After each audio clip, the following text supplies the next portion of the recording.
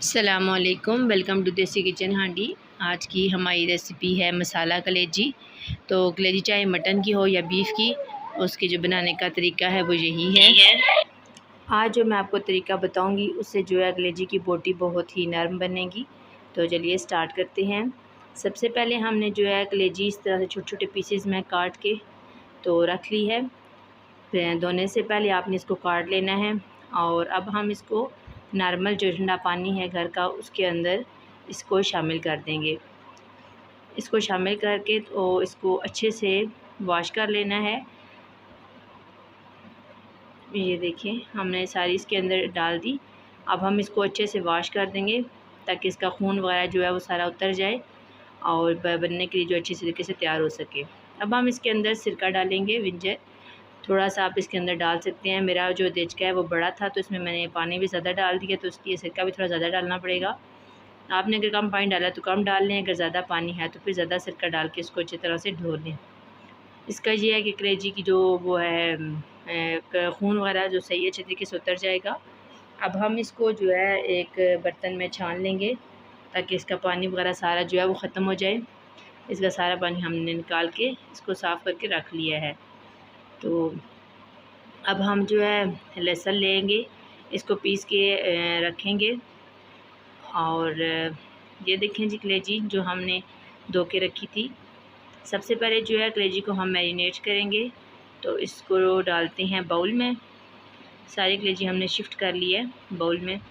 अब जो हमने लहसुन था उसको हमने पीस के रख लिया था और सबसे पहले हम इसके ऊपर लहसुन डालेंगे। ये देखिए जी, इसको ऊपर डाल देंगे। इसका ये है, एक तो इसका जायका बहुत अच्छा बनेगा और दूसरा ये है कि इसकी जितनी भी स्मेल वगैरह है कलेजी की वो सारी ख़त्म हो जाएगी। और जो लहसुन है ये कलेजी को तकरीबन नरम करने में भी हेल्प करता है। अब हम इसके अंदर थोड़ी सी सुरख मिर्च और थोड़ी सी मोटी सुरख कूटी हुई जो सुरख लाल मिर्च होती है वो डाल देंगे, हाफ़ टेबल स्पून। आपने जहन में रखना है जितना मिर्चें इधर डाल रहे हैं तो फिर मसाले में बहुत ही कम जाएंगी। थोड़ा सा खुश्क धनिया। और अब हम इसके अंदर दही शामिल करेंगे। बस इतना शामिल करना है कि ये अच्छी तरह से मिक्स हो जाए, बहुत ज़्यादा नहीं डाल देना, बस इतना सा दही काफ़ी होगा। अब हम इसके अंदर इसको मिक्स कर लेते हैं। अगर आपको इस तरह समझ ना आए तो आप बस थोड़ा सा दही डाल के इसको मिक्स कर लें। अगर आपको लगे कि ये काफ़ी है तो बस छोड़ दें, वरना थोड़ा सा दही और डाल के इसको अच्छी तरह से मिक्स कर लें। बिल्कुल दही के अंदर डूब नहीं जाना चाहिए कलेजी को। अब हम इसको मैरिनेट करने के लिए तकरीबन आधे घंटे के लिए छोड़ देंगे। लेकिन अगर आपको जल्दी है, आप जल्दी बनाना चाहते हैं तो आप इसको बर्फ़ वाले खाने में तकरीबन 5 से 6 मिनट के लिए रख दें तो भी जल्दी हो जाएगा। तब तक मसाला चेक कर लेते हैं। हमने इस तरह बारीक चॉप की हुई प्याज जो है तकरीबन 2 बड़े प्याज ले लिए हैं, उनको इस तरह से काट लिया है। और टमाटर हमारे पास फ्रीज़ हुए थे तो मैंने इनको आज पीसा नहीं है, इस तरह गोल गोल से काट लिया है। अब हम एक कढ़ाई लेंगे, उसके अंदर तकरीबन हाफ़ कप ऑयल शामिल करेंगे और ऑयल के गर्म होने तक वेट करेंगे। जब ऑयल गर्म हो जाए तो अब हम इसके अंदर जो है हाफ़ टेबल स्पून ज़ीरा इसके अंदर शामिल कर देंगे।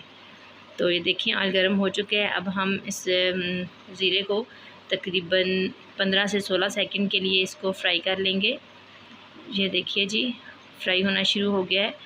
थोड़ी देर के लिए इसको अच्छे से ब्राउन करेंगे ताकि जो है इसकी एक तो खुशबू बहुत ही अच्छी आती है सालन में से, दूसरा कलेजी का जो स्मेल होती है वो भी ख़त्म हो जाती है। अब हम इसके अंदर प्याज शामिल करेंगे। सबसे पहले आपने ज़ीरा फ्राई कर लेना है और उसके बाद आपने प्याज इसके अंदर शामिल करने हैं। तो प्याज को अच्छा सा ब्राउन कर लेंगे, बहुत ज़्यादा नहीं ब्राउन करना, बस हल्का हल्का जिस तरह आपको वीडियो में नज़र आ रहा है इतना आपने प्याज ब्राउन करना है। उससे ज़्यादा प्याज जब ब्राउन करेंगे तो फिर अच्छा टेस्ट जो है वो नहीं आएगा। तो प्याज जो है तकरीबन हो चुका है। अब हम इसके अंदर लहसुन का पेस्ट शामिल कर लेंगे और अब हम इसको भी लहसुन को भी तकरीबन 30 से 40 सेकंड तक हम इसको भी अच्छे से फ्राई कर लेंगे। लहसुन को अच्छा सा फ्राई किया करें ताकि जो है सालन में से इसकी इसमें कच्चेपन की जो है वो खुशबू और जायका ना आए, तो इस वजह से इसको अच्छे से फ्राई कर लिया करें। अब हम इसके अंदर टमाटर शामिल करेंगे। टमाटर जब आप इसके अंदर किसी भी मसाले के अंदर शामिल करते हैं तो फ़ौरन से इसके अंदर मसाले शामिल नहीं करने, बल्कि थोड़ी देर के लिए इन टमाटरों को पकने दिया करें। जब थोड़े बहुत टमाटर पक जाएँ तो फिर मैं मसाला इसके अंदर शामिल किया करें। तो ये देखें जी टमाटर हमारे थोड़े थोड़े जो है वो बन के तैयार हो रहे हैं। अब हम इसके अंदर हाफ़ टेबल स्पून हल्दी और तकरीबन हाफ़ टेबल स्पून सुरख मिर्च, क्योंकि हमने उसके अंदर भी शामिल की थी तो इधर हम थोड़ी कम मिक़दार रखेंगे। और अब हम थोड़ी सी सब्ज़ मिर्चें भी इसके अंदर शामिल कर लेंगे। आपने पूरी वीडियो में नोट किया होगा कि हमने इसके अंदर एक चीज़ का इस्तेमाल बिल्कुल नहीं किया, वो तकरीबन मैं आपको वीडियो के एंड पे बताऊंगी कि कलेजी आपकी सख्त क्यों हो जाती है। तो इस तरीके से आप कलेजी बनाएंगे तो आपकी कलेजी बिल्कुल सख्त नहीं होगी। इसके अंदर आप थोड़ा पानी शामिल कर लेते हैं ताकि मसाला जो है वो अच्छी तरीके से तैयार हो सके।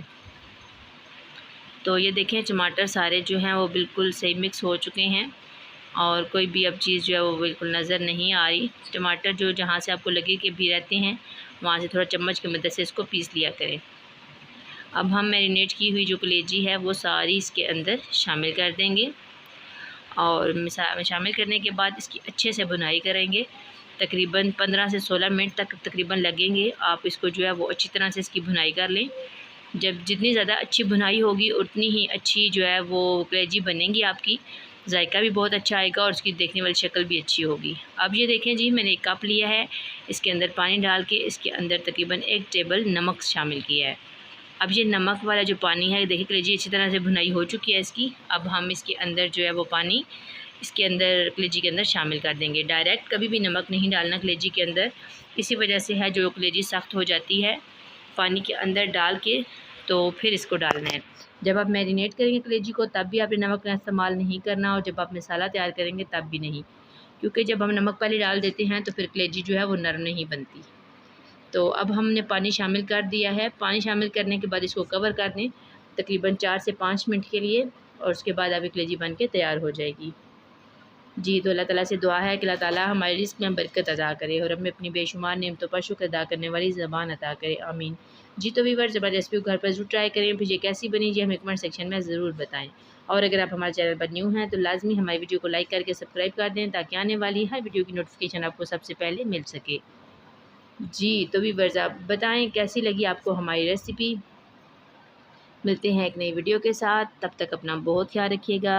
अल्लाह हाफिज़।